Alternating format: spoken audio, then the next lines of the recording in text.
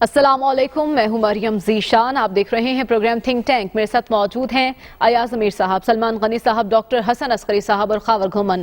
ناظرین، اسلام آباد high court نے ایون فیلڈ ریفرنس اور العزیزیہ ریفرنس میں سابق وزیر اعظم نواز شریف کی اپیلیں خارج کرتے ہوئے کہا ہے کہ نواز شریف مفرور ہیں، اس لیے ان کی درخواستیں خارج کرنے کے سوا کوئی چارہ نہیں. نواز شریف سرنڈر کریں، واپس آئیں یا پکڑے جائیں تو اپیل بحالی کی درخواست دے سکتے ہیں. اس عدالتی فیصلے کو تحریک انصاف اپنی فتح قرار دے رہی ہے، جبکہ شیخ رشید کہتے ہیں کہ نواز شریف کو وطن واپس لانے کے لیے کوششیں جاری ہیں. 15 روز میں برطانیہ کے ساتھ مجرموں کی واپسی کے لیے کوئی معاہدہ طے ہو جائے گا.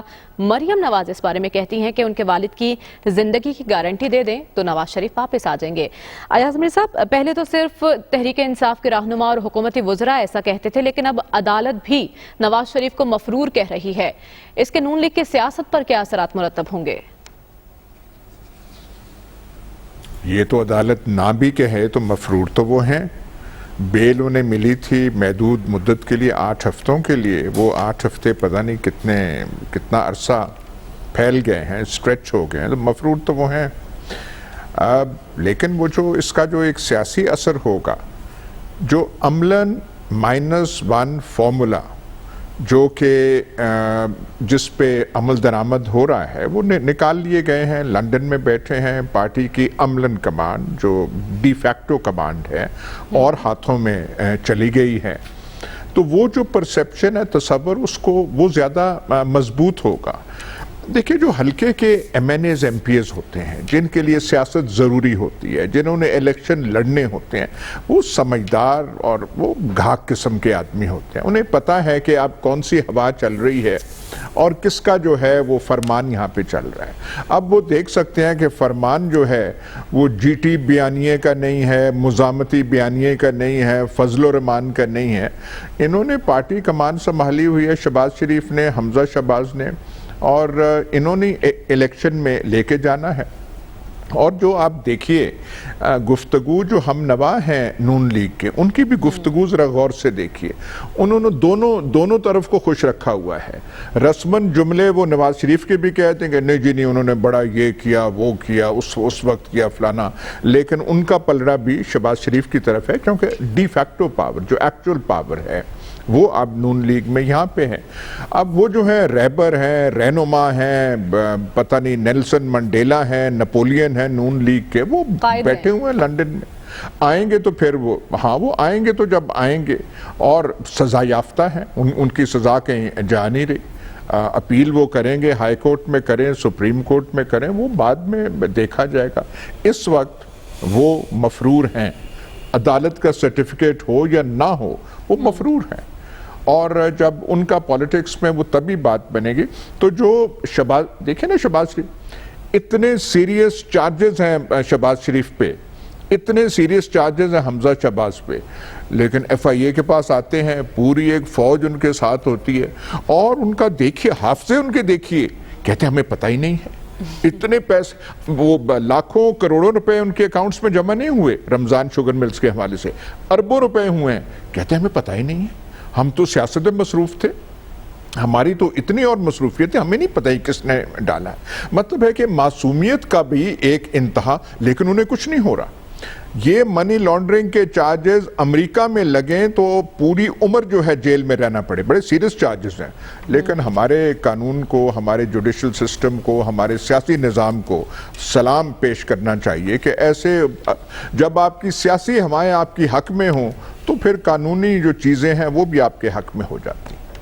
ٹھیک ہے، -1 عملاً ہو چکا ہے. لیکن سلمان صاحب، ہم نے دیکھا کہ سابق صدر آصف علی زرداری نے جب نواز شریف کو واپس آنے کا کہا پی ڈی ایم کے سربراہی اجلاس میں، تو مریم نواز صاحبہ نے کافی مائنڈ کیا اس چیز کو. تب بھی کہا کہ زندگی کی گارنٹی دیں. اب عدالت بھی کہہ رہی واپس آئیں تو کہہ رہی زندگی کی گارنٹی دیں. کس سے مانگ رہی ہیں زندگی کی گارنٹی؟ عدالت سے، حکومت سے، کس سے؟ دیکھیں، پہلی بات تو یہ ہے کہ جو عدالتی فیصلہ ہے اس پہ دونوں پارٹیز ہی خوش ہیں. حکومتی ترجمان اسے اپنے حق میں استعمال کر رہے تھے، اور پاکستان مسلم لیگ نون یہ سمجھتی ہے جو عدالتی فیصلہ ہے کہ انہوں نے سزائیں تو بحال رکھی ہیں، لیکن آنے والے وقت کے اندر ان کے پاس اپیل کا حق موجود ہے. دوسری بات، یہ جو -1 والی بات ہے، ہم نے اپنی صحافتی لائف میں سنا ہے کہ یہ -1 کا جو فارمولہ ہے یہ کہاں سے آتا ہے. یہ پاکستان کی سیاست میں کبھی نہیں ہوا، یہ پاکستان کے میڈیا نے کبھی ڈسکس نہیں کیا. یہ ایک مخصوص ذہن ہوتا ہے جو ہمیشہ یہ کہتا ہے کہ پہلے بے نظیر بھٹو صاحبہ کے بارے میں تھا، پھر نواز شریف صاحب کے بارے میں تھا، لیکن وہ مائنس ہو نہیں سکے. یہ جنرل مشرف کے دور کی بات ہے، بلکہ انہوں نے تو مائنس ون نہیں، انہوں نے دونوں کو سیکورٹی رسک قرار دیا تھا کہ یہ دونوں سیکورٹی رسک ہے، یہ پاکستان میں واپس نہیں آ سکتے. بے نظیر بھٹو صاحب شہید ہو گئی، نہیں تو ان کی پارٹی تو بس اقتدار آ گئی ان کی تگودوں کے نتیجے میں. اور جس نواز شریف کو سیکورٹی رسک قرار دیا تھا وہ پاکستان کے بعد میں پرائم منسٹر بنے. لہٰذا مائنس سے کسی کو عدالتی فیصلوں کی بنیاد پہ نہیں کیا جا سکتا. لیکن جب ہم سیاست ڈسکس کر رہے ہیں، اگر تو عدالتی بات ہے، یہ بات درست ہے کہ وہ اس وقت مفرور ہیں، وہ پاکستان کے اندر موجود نہیں ہیں، ان کو سزائیں ہوئی ہیں. سزائیں ان کو اس سے پہلے بھی ہوئی تھی، اس سے پہلے بھی انہیں سزا ہوئی تھی، اس کے بعد وہ پرائم منسٹر بنے تھے. بہرحال عدالتوں کے بارے میں ہمیشہ اس پروگرام میں کہہ چکا ہوں کہ پاکستان کے سیاسی کارکنوں کو، سیاستدانوں کو ہمیشہ ریلیف جو ہے وہ عدالتوں سے ہی ملتا ہے. اب آگے یہ صاحب کی بات دیکھیں، بات یہ کہ خواجہ آصف صاحب کئی ماہ جیل میں رہنے کے بعد بھائی وہ ریفرنس تو ان کے خلاف لے کے آتے. اس کے بعد رانا ثناء اللہ خان، ان کے خلاف کتنا بڑا چارج تھا، وہاں پر آپ نے فرد جرمی عائد نہیں کی. یہی معاملہ خواجہ سعد رفیق کا تھا. یہ جوڈیشل یا عدالتی سسٹم غلط نہیں ہے. دیکھیں انہوں نے یہ جو کیس فراہم کرنا ہوتا ہے کورٹ کو، وہ تو اداروں نے کرنا ہوتا ہے. نیب نے، اب تو نیب کو دیکھیں، نیب تھوڑا سا پیچھے ہٹ گئی ہے. اب ایف آئی اے کو بروئے کار لایا جا رہا ہے کہ ایف آئی اے کے ذریعے، میں سمجھتا ہوں کہ وہ جو بات کی گئی ہے، میں اس پہ اس لیے بات نہیں کرنا چاہ رہا کہ کسی کے اکاؤنٹ میں کیا ہے کہ جس چینل نے یہ بات کی تھی کچھ دیر پہلے وہ اس کی تردید کر رہا تھا، اسی کے چینل پہ یہ تردید چل رہی ہے. میں نہیں کہتا کسی کے اکاؤنٹ میں پیسے ہیں نہیں، کون ڈال رہا ہے، لیکن پاکستان کے اندر مؤثر احتسابی عمل ایک ضرورت رہی ہے. اور سب سے زیادہ اس کی بات پاکستان میں پرائم منسٹر عمران خان صاحب کرتے رہے ہیں. لیکن ہوا کہ کیا آصف زرداری صاحب، وہ اومنی گروپ، وہ نواز شریف صاحب اربوں خربوں، خود ہمارے دوست اسی پروگرام میں کہتے رہے کہ جی پتہ نہیں کتنے ارب واپس آ رہے ہیں. بھائی وہ پکڑا گیا تو بیچارہ بیوروکریٹ پکڑا گیا، وہ ہاؤسنگ کے لوگ پکڑے گئے. پاکستان کے سیاستدانوں کے خلاف دیکھیں کرپشن کے چارجز لگانا بہت آسان ہے، یہ جو وائٹ کالر کرائم ہے نا، اسے ثابت کرنا بہت مشکل ہے. اور بات یہ کہ آپ نے کیس کس لیول کا تیار کیا، کیا ہمارے نیب یا دیگر اداروں کے پاس ایسے مؤثر جو ہیں وہ قانوندان موجود ہیں جو ایک اچھا کیس تیار کر سکیں. اور جب وہ کورٹ میں جاتے ہیں اور وہ ججز پوچھ رہے ہوتے ہیں کہ لائیں بھی ان کے خلاف کیا ہے، تو وہ خاموش کھڑے نظر آتے ہیں. میں سمجھتا ہوں کہ ضرورت اس بات کی ہے کہ پاکستان کے اندر اگر آپ پاکستان نے آگے کی طرف جانا ہے اور پاکستان کے اندر سیاست اور جمہوریت کو آپ نے مضبوط کرنا ہے، تو یہ -1 کرنے سے کوئی فرق نہیں پڑے گا. اور نواز شریف صاحب آج خاموش ہیں. ابھی کچھ دن پہلے ہمارے ایک دوست کہہ رہے تھے کہ وہ مریم نواز صاحبہ بھی خاموش ہو گئی. وہ 3 دن پہلے میں انہیں دیکھ رہا تھا کہ وہ کس طرح ٹارگٹ کر رہی تھی. یہ ہوتا ہے کہ مختلف مراحل کے اندر ہمارے اپنے پروگرامز میں بھی ہم دیکھتے ہیں کہ ہم ایک چیز طے کرتے ہیں کہ جی بیٹھ کے ان ایشوز پہ ہم بات کریں گے. یہ سیاست ایک بہتے پانی کا نام ہے. اس میں کس نے کیا کرنا ہے، کس مراحل میں بولنا ہے، کس مراحل میں اس نے خاموش رہنا ہے. نواز شریف اس ملک کی بڑی سیاسی حقیقت ہے جسے آپ کسی طرح بھی نظر انداز نہیں کر سکتے. لیکن ان کیسز کی بات کر لیتے ہیں، پوری قیادت پر ہی کیسز ہیں. شہباز شریف، حمزہ ایف آئی اے میں پیش ہو رہے ہیں. ان کیسز کا کیا مستقبل آپ کو لگ رہا ہے؟ جی خاور. اچھا مریم معذرت، وہ میں کہہ رہا ہوں کہ آپ نے جو بنیادی سوال پوچھا تھا سلمان غنی صاحب سے کہ وہ کس سے اپنی جان کی ضمانت مانگ رہے ہیں، اس کا جواب بھی اگر بتا دیں تو وہ تھوڑا سا. جی میں آپ کو مطمئن کر دیتا ہوں. بات یہ کہ میں نہیں کہہ رہا کہ بات یہ کہ جس کیس کے اندر آپ نے نواز شریف کو سزا سنائی ہے، میرا آپ سے سوال یہ ہے کہ آپ اسلام آباد میں بیٹھے ہیں، وہ جو 450 لوگ تھے آف شور کمپنیوں والے، وہ اس ملک کے اندر دندناتے نظر آ رہے ہیں. لیکن پاکستان کی صحافتی تاریخ میں نے ایک بیان دیکھا ہے کہ نواز شریف اور عمران خان کا ایک ہی دن میں تمام اخبارات میں ایک بیان چھپا تھا کہ بھئی معاملہ تو کرپشن اور لوٹ مار کا تھا. آپ نے حکامہ میں اسے ڈسکوالیفائی کر دیا. بات ہے کہ نواز شریف صاحب کو ڈسکوالیفائی کن بنیادوں پہ کیا ہے، کیوں کر کیا ہے، میں عدالتی فیصلے پہ کچھ نہیں کہنا چاہتا. میں تو یہ بات سوال اٹھا رہا ہوں کہ وہ 450 لوگ جو آف شور کمپنیوں کے تھے، جن کے نام پورے پاکستان کو پتہ ہے، ایف بی آر کے پاس لسٹ موجود ہے، کہاں گئے وہ سارے جو لوگ اس وقت بڑا ایشو بنا رہے تھے؟ کیا صرف نواز شریف کو ڈسکوالیفائی کرنا مقصود تھا؟ ٹھیک ہے ڈاکٹر صاحب، میرا سوال اپنی جگہ موجود ہے، ان کیسز کا مستقبل، اور دوسرا شیخ رشید کہہ رہے ہیں کہ برطانیہ سے 15 روز تک مجرموں کی حوالگی کے حوالے سے ایک معاہدے پر دستخط ہوں گے. آپ کو لگتا ہے کہ حکومت نواز شریف کو واپس لا پائے گی ان معاہدوں سے؟ دیکھیے، خواہش ایک چیز ہوتی ہے، عملی طور پر فی الحال ہمیں اس کا امکان نظر نہیں آتا. اچھا، دیکھیے، ایک چیز جو سمجھنا ضروری ہے ہمارے وزراء کو کہ کاغذ پہ قانون جو ہے کہ وہ جو کرمنل کو ایکسچینج کرنے کا وہ کر لیں گے، لیکن کرمنل کو کون ڈیفائن کرے گا؟ دیکھیے، بات یہ ہے کہ برطانیہ کا ایک تو لیگل سسٹم ہے، برطانیہ کا پرائم منسٹر ہینڈ اوور نہیں کر سکتا بندوں کو، وہ ایک ڈیفرنٹ قسم کا سسٹم ہے. دوسرا یہ اس میں انوالو ایشو ہو جاتا ہے کہ روایتی طور پر برٹن جو ہے، جو پولیٹیکل بیک گراؤنڈ کے لوگ ہوتے ہیں ان کو اتنی آسانی سے ان کی حکومتوں کے حوالے نہیں کرتا.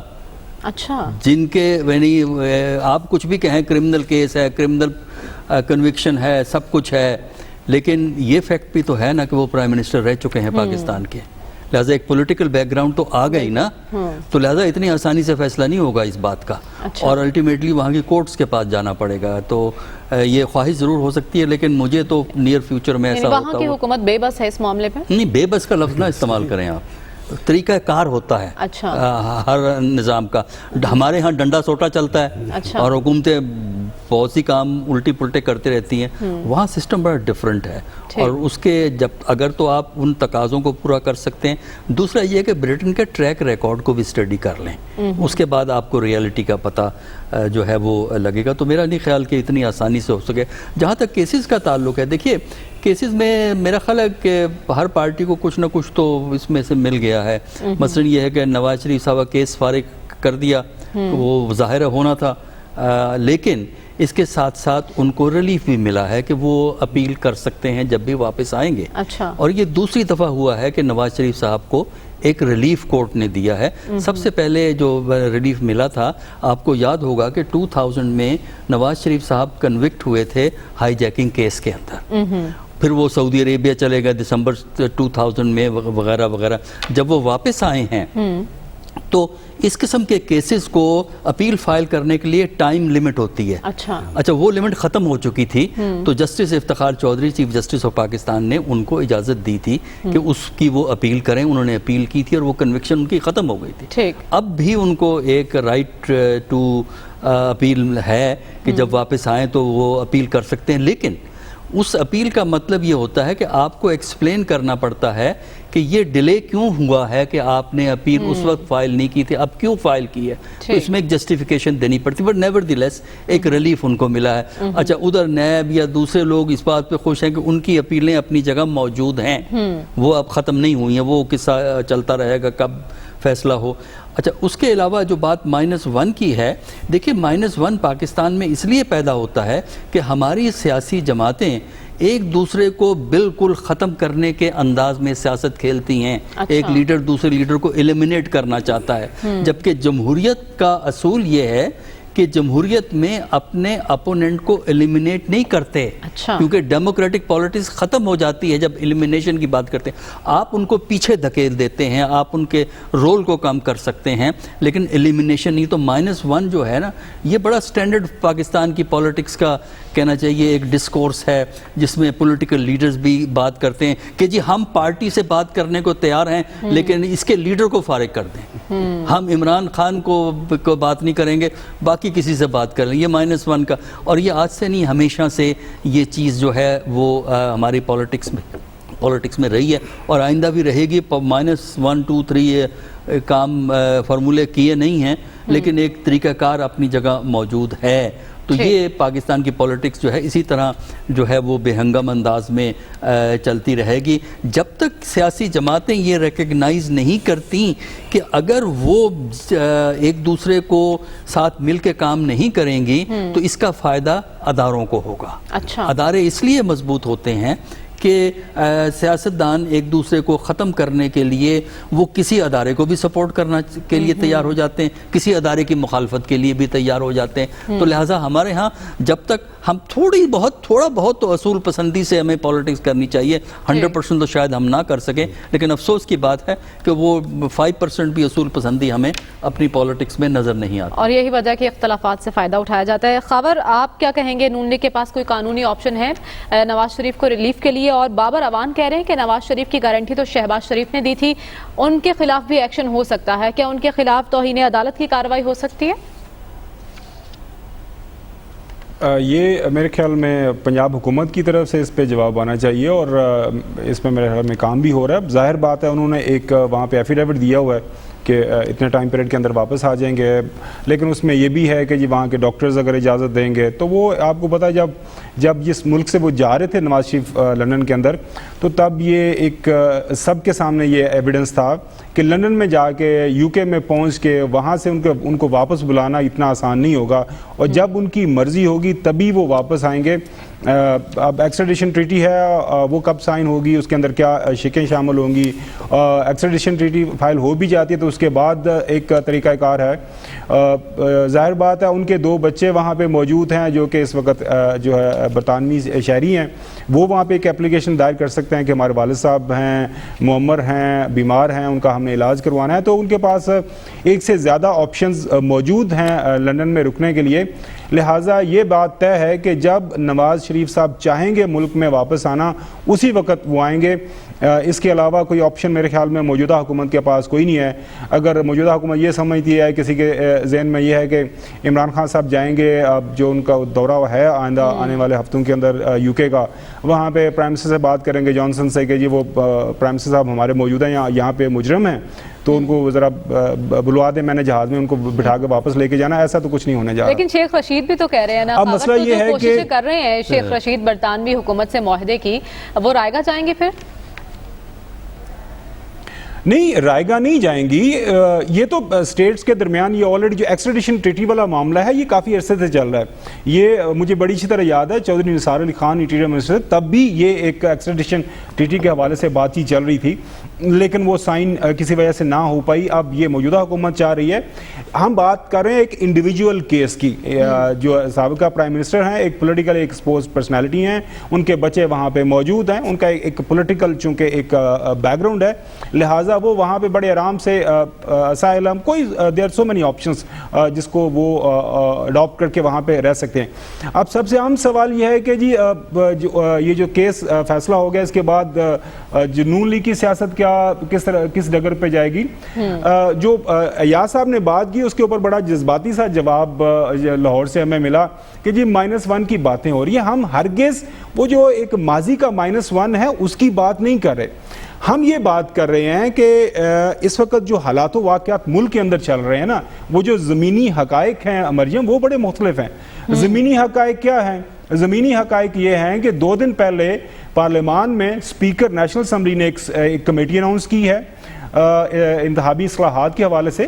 وہاں پہ محترم شہباز شریف صاحب کی مرضی سے خود وہاں پہ لوگوں کی نامینیشن ہوئی ہے, کمیٹی بن گئی ہے. آپ کو یاد ہے آپ نے تب ایک دفعہ بڑے زور سے سوال کیا تھا کہ جی جب یہ لڑتے رہیں گے تو کیسے یہ اصلاحات ہوگی, لہٰذا وہ کمیٹی بن گئی, اب اس میں معاملات آگے چلیں گے.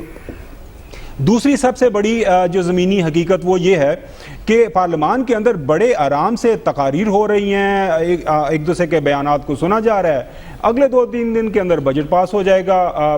پہلے تو ہمیں یہ بھی ڈرایا جا رہا تھا ہو یہ اپوزیشن ہو سکتا ہے کہ یہ بجٹ نہ پاس ہو تو یہ حکومت گر جائے, وہ بھی سارے معاملات ہیں. اس کے علاوہ جو تیسری جو سب سے بڑی حقیقت میرے خیال میں وہ یہ ہے کہ وہ جو ایک ماحول بنا ہوا تھا نا کہ جی موجودہ حکومت کو ہم نے 5 سال پورے نہیں کرنے دینا, موجودہ پارلیمان کے اندر ہم نے کوئی کسی کارروائی کے اندر حصہ نہیں لینا, اور ہم نے بس ووٹ کو عزت دلوانی ہے. یہ ٹویٹس چلتے رہتے ہیں, وہ سارے کا سارا معاملہ پیچھے چلا گیا ہے. اب ہر سیاسی جماعت جو ہے وہ اسی طریقے سے آگے چل رہی ہے کہ 2023 کے اندر الیکشنز کے اندر کیسے جانا ہے. موجودہ حالات میں نواز شریف صاحب 10 سال ان کی سزا ہے تاحیات, وہ ان کی نااہلیت ہے. اسی طرح مریم صاحبہ ان کا کیس چل رہا ہے. ہم تھوڑا سا کمپیریٹیو انالیسس کے اندر نا وہ جذبات میں آ جاتے ہیں. وہ پہلے ایک جنرل مشرف تھا, وہ ماحول ڈیفرنٹ تھا, ابھی ماحول بڑا مختلف ہے, عدالتیں آزاد ہیں. جو آپ نے سوال پوچھا تھا بڑا مختلف ہو سکتا ہے خاور, یہ آگے بھی مختلف ہو سکتا ہے. جو آپ نے جو سوال پوچھا تھا نا بڑا عام فہم سا کہ وہ کس سے وہ کہہ رہی ہیں کہ جی ان کی جان کی ضمانت دی جائے اور انصاف کی ضمانت دی جائے. اور بھیا وہ جن سے مانگ رہی ہیں وہ آپ کو بھی پتا ہے, مجھے پتا ہے, وہ کہہ رہے ہیں آ جائیں, آپ کا ملک ہے, سارے لوگ اپنا کیسز ویسے لڑ رہے ہیں تو آپ بھی آ کے لڑیں, کیسز لڑیں, عدالتیں آزاد ہیں, ان سے اپنا انصاف لیں. لہٰذا نواز شریف صاحب برا مت منائیے گا کہ وہ جو -1 والا فارمولہ ہے, -1 وہ وہاں پہ اب آرام سے ریلیکس کریں گے.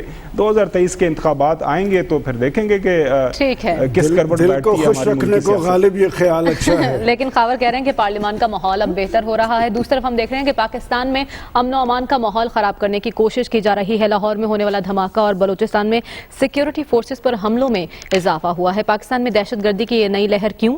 ان وجوہات کا جائزہ لیں گے اس بریک کے بعد. Stay with us. Welcome back ناظرین. FATF نے آج فیصلہ کیا ہے کہ پاکستان گرے لسٹ میں ہی رہے گا.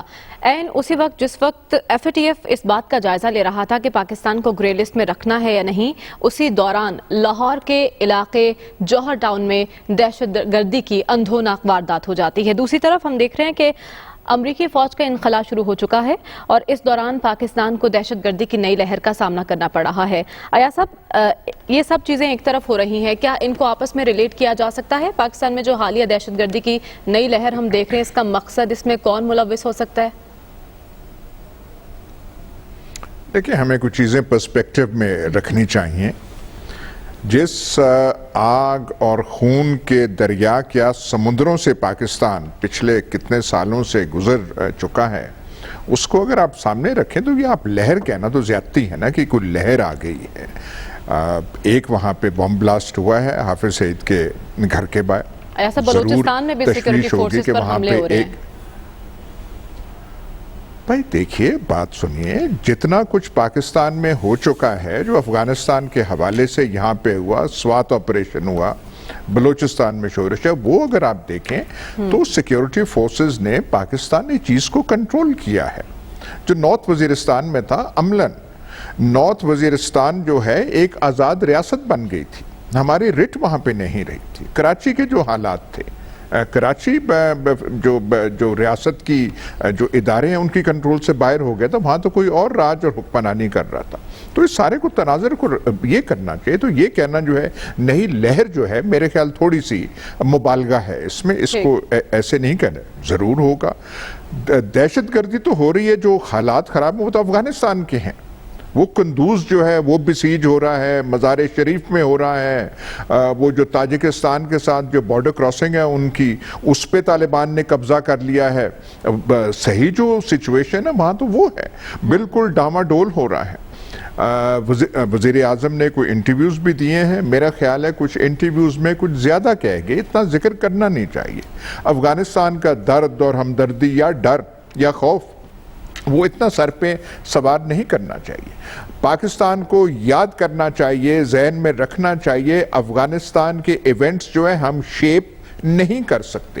ہم نیک تمنائیں رکھ سکتے ہیں, کچھ ایک حد تک ہم کر سکتے ہیں, لیکن یہ جو ہم نے نصیحت کا ایک وہ پیغام شروع کر دیا کہ افغان کو یہ کرنا چاہیے وہ کرنا چاہیے, وہ کیپیسٹی نہ امریکہ میں اگر 20 سال میں نہیں آئی تو ہم میں وہ آ جائے گی. ہم وہاں پہ امن لا سکتے ہیں, ہم امن نہیں لا سکتے. ہم ایک دعا کر سکتے ہیں, خیال رکھ سکتے ہیں کہ افغانی جو ہے اپنے مسائل حل کریں اور وہاں پہ امن قائم کریں, لیکن ایک حد تک ہم کر سکتے ہیں. اور ضرورت سے زیادہ ہمیں یہ نہیں کہنا چاہیے اس موقع پہ کہ طالبان آ گئے اور اگر انہوں نے آرمڈ وکٹری مطلب لے کے کابل کو کنٹرول کیا تو اس سے یہ ہوگا. یہ ہمارا کام نہیں ہے. وسوسے ہمارے دل میں ہو سکتے ہیں, لیکن ہر موقع پہ وہ لب کشائی کر کے جو ہے ہم ایسے کریں. وہ کبھی وہ یہاں خبر آ جاتی ہے کہ جی وہ احمد شاہ مسعود کے نام پہ کوئی سڑک کا نام رکھا جا رہا ہے یا نہیں, پتہ نہیں اس میں صداقت اس خبر میں کتنی ہے, لیکن ان چیزوں سے ہمیں پرہیز کرنا چاہیے. وسوسے اگر خانہ جنگی میں افغانستان ڈسینڈ کرتا ہے ہمارے پہ اثرات ہوں گے, پہلے بھی اثرات ہم بھگت چکے ہیں, لیکن یہ جو موجودہ ہوا ہے کہ FCA میں ہوا ہے یا حافظ سعید کے بار ہوا ہے, وہاں پہ اسے لہر کا نام میرا خیال ہے دینا نا انصافی ہوگی. کوئی وہ صاحب ایک پکڑے بھی گئے ہیں جو آج کی خبریں کوئی پیٹر یا پال یا پتہ نہیں دیکھنا ہے وہ کہاں سے گجرانوالے سے گاڑی ہے یہ ہے، لیکن جو خبروں کے مطابق تو ہمارے جو اتھارٹیز ہیں اس ٹریل پہ ہیں، تو یہ ہے لہر نہیں ہے، بہت ہم نے فیس کیا ہے اور ہم نے کنٹرول کیا ہوا ہے۔ ٹھیک ہے، لیکن خطے پر تو اثرات اس کے ہوں گے۔ افغانستان میں ابھی فوجی انخلا کا مرحلہ شروع ہوا ہے، مکمل انخلا ہوگا، اس کے بعد کی تیاری ہے سلمان صاحب ہماری؟ دیکھیں مریم، اس پہ تو کوئی دو آرا نہیں کہ افغانستان کے اندر اگر بدامنی ہوگی تو اس کے خطے پہ اثرات ہوں گے، اسی سے بچنے کے لیے تو یہ سارا عمل ہوا ہے، اور علاقائی فورسز نے، پاکستان نے ایک بنیادی رول ادا کیا تھا کہ وہاں پر امن ہو، اور جس سپر پاور نے بیٹھ کے طالبان کے ساتھ معاہدہ کیا، اب انہیں یہاں پر اڈوں کی ضرورت تھی۔ میں سمجھتا ہوں کہ جب سے پرائم منسٹر عمران خان نے ایک پالیسی سٹیٹمنٹ دی ہے کہ جی پاکستان نے کسی کو اڈے فراہم نہیں کرے گا، میرا خیال ہے پاکستان کو دباؤ میں لانے کی کوشش ہے۔ کون کر رہا ہے؟ یہ جو لہر والی بات کی گئی نا کہ دہشت گردی کے خلاف جنگ، یہ پاکستان کی جنگ نہیں تھی، یہ بنیادی طور پہ امریکہ کی جنگ تھی، اور پاکستان کو اس میں گھسیٹا گیا، لیکن پاکستان نے، میں سمجھتا ہوں کہ ایک بڑی جنگ لڑی ہے، دہشت گردی کی جڑیں کاٹی ہیں، اس جن کو قابو کرنے کی کوشش کی ہے۔ لیکن یہ جو لہر کا لفظ ہے، میں پنجاب کی اور لاہور کی حد تک ضرور کہوں گا، یہ واقعہ کئی ماہ کے بعد ہوا ہے، بالکل، اور جس شخص کو ٹارگٹ کیا گیا ہے وہ انڈیا کا ٹارگٹ رہا ہے، انڈیا کو مطلوب رہا ہے، وہ اس کی ایک اپنی پہچان ہے، یہ میسج دینے کی کوشش کی ہے۔ لیکن یہ جو بلوچستان کا واقعہ جو آج ہوا ہے کہ مچھ کے اندر ہوا ہے، ہرنائی میں ہوا ہے، کچی میں ہوا ہے، اب سبی میں ہوا ہے، دیکھیں جب آپ کے سیکورٹی اداروں کو کوئی ٹارگٹ کرتا ہے تو اس میں کوئی دو آرا نہیں ہے، 100% وہ آپ کا دشمن ہے، اس لیے کہ انہیں پتہ ہے کہ پاکستان کی سلامتی کے حوالے سے، پاکستان کے وفاق کے حوالے سے، پاکستان کے مفادات کے حوالے سے فوج کا ایک رول ہے، اور دہشت گردوں کی کمر توڑنے میں فوج نے ایک رول ادا کیا ہے۔ اب یہ جو بلوچستان کے اندر واقعات ہو رہے ہیں، یہ کیوں ہو رہے ہیں؟ اس میں سیدھی یہ افغان سرزمین استعمال ہو رہی ہے۔ افغان سرزمین کیوں استعمال ہو رہی ہے؟ کہ وہاں پر ایک نیکسس موجود ہے، وہاں پر انڈیا کی راہ کا اور افغانستان کی NDS کا، اور یہ NDS انہوں نے ٹرین کی ہوئی ہے۔ یہ دنیا کا واحد ملک تھا کہ وہاں کی جو افغان انتظامیہ ہیں، کئی دفعہ پاکستان انہیں شواہد فراہم کر چکا ہے کہ یہ آپ کی سرزمین پہ یہ TTP اور یہ سارے لوگ وہاں سے آ کے یہاں پر وارداتیں کرتے ہیں، ان کی اپنی ریٹی کوئی موجود نہیں تھی۔ اور بات یہ کہ اس میں کوئی دو آرا نہیں ہے کہ افغانستان کے اندر پاکستان نے ایک رول جو ادا کیا ہے سہولت کار کا، اسی لیے کیا کہ پاکستان کی، میرے خیال اس حوالے سے کوئی دو آرا پاکستان میں نہ پولیٹیکل فورسز میں ہے نہ کسی اور سطح پہ کہ جی افغانستان کے اندر امن ہونا چاہیے، افغانستان کا امن جو ہے اس خطے میں امن کے مترادف ہے، اور پاکستان کے اس رول کو دنیا نے سراہا ہے۔ میں سمجھتا ہوں کہ یہ اس وقت پاکستان کو انڈر پریشر لانے کی کوشش ہے کہ یہ جو پاکستان کے سیکورٹی اور اس طرح کے، اس میں اب جو نیشنل ایکشن پروگرام تھا اس پہ کیا اس کی اسپرٹ کے مطابق عمل درآمد ہوتا ہے، اور ہمارے پولیس کے جوان، دیکھیں میں ہمیشہ پولیس کے لوگوں کے بارے میں کہتا ہوں وہ بیچارے ڈیوٹیز کر رہے ہوتے ہیں، ان کوئی نہیں کرتا، کہ آپ دیکھیں لاہور والے واقعے میں کہ ایک پولیس کا جوان ہمارا بیٹا ہے کہ اس کا کس طرح خون بہ رہا ہے اور کس حوصلے سے وہ لوگوں کی طرف دیکھ رہا ہے۔ ہمیں اس ساری صورتحال کے اندر الرٹ رہنا ہے اور اپنی فورسز کے ساتھ تعاون کرنا ہے، اس لیے کہ آنے والے حالات خدا نہ کرے اس خطے کے حوالے سے اچھے نہ ہوں۔ بالکل، ہمیں تیار رہنا ہے، الرٹ رہنا ہے اور اپنی کوششیں جاری رکھنی ہے۔ کوشش تو ہم نے کی، 27 میں سے 26 شرائط پوری کی ہیں FATF کی، اس کے باوجود ہم گرے لسٹ میں ہیں۔ ایسا کیوں ہے ڈاکٹر صاحب؟ یہ آپ سے جانوں گی، کیونکہ ایک طرف FATF ہماری تعریف بھی کر رہا ہے اور گرے لسٹ سے پاکستان کو نکال بھی نہیں رہا، یہ دوہرا معیار کیوں ہے؟ اس پر بات ہوگی اس بریک کے بعد۔ Stay with us. Welcome back ناظرین۔ ڈاکٹر صاحب بریک پر جانے سے پہلے آپ کے لیے سوال چھوڑا تھا، ایک طرف تو FATF ہماری کوششوں کو سراہ رہا ہے، دوسری طرف ہمیں گرے لسٹ سے نہیں نکال رہا، کیا یہ تضاد نہیں ہے؟ دیکھیے، جو یہ اس قسم کے جو انٹرنیشنل فورمز ہوتے ہیں جس طرح FATF ہے، اس میں جہاں ٹیکنیکل ایشوز ہوتے ہیں کہ جی ٹیرر فنڈنگ ہے کہ نہیں ہے، وہاں اس کے پولیٹیکل فیکٹرز بھی ہوتے ہیں۔ اچھا، بعض دفعہ پولیٹیکل فیکٹرز کی وجہ سے آپ ٹیکنیکل فیکٹرز کو استعمال کر کے کسی بھی کنٹری کو ہولڈ کر لیتے ہیں۔ تو یہاں پہ جو ایشو ہے پاکستان کے حوالے سے، وہ جہاں تک ہمارا اندازہ ہے وہ یہ ہے، ٹیرر فائنینسنگ کے حوالے سے کچھ اعتراضات ہیں پاکستان کے بارے میں جو ہے۔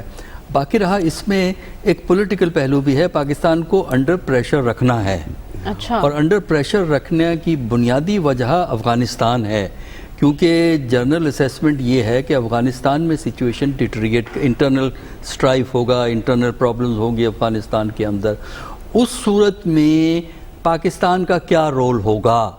پاکستان کیا اپنا ذاتی ایجنڈا یعنی انڈیویجول ایجنڈا، کنٹری کا ایجنڈا لے کے چلے گا، یا کولیکٹیولی وہاں آپریٹ کرے گا، یا بالکل آئسولیٹ ہوگا اس سے؟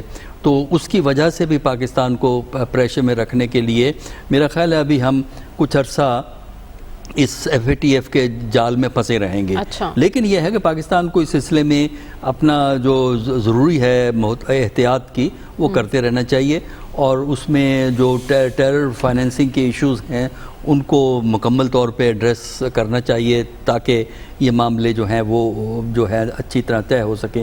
اس کے ساتھ ساتھ جو ایشو ٹیررزم کا ہے، دیکھیے ٹیررزم پاکستان میں بہت کم ہو گیا ہے، میرے خیال میں اباؤٹ 85% کے قریب ہم نے کنٹرول کر لیا۔ 10 to 15 کے واقعات آپ کو نظر آتے ہیں، جس طرح لاہور کا انسیڈنٹ تھا، یہ کافی عرصے کے بعد یہ انسیڈنٹ ہوا ہے۔ اس کا مطلب یہ ہوتا ہے کہ پورے کنٹرول کے باوجود بھی کچھ نہ کچھ ایلیمنٹس موجود ہیں جو کہ کچھ وجوہات کی بنا پر اس قسم کی کارروائی کرتے ہیں۔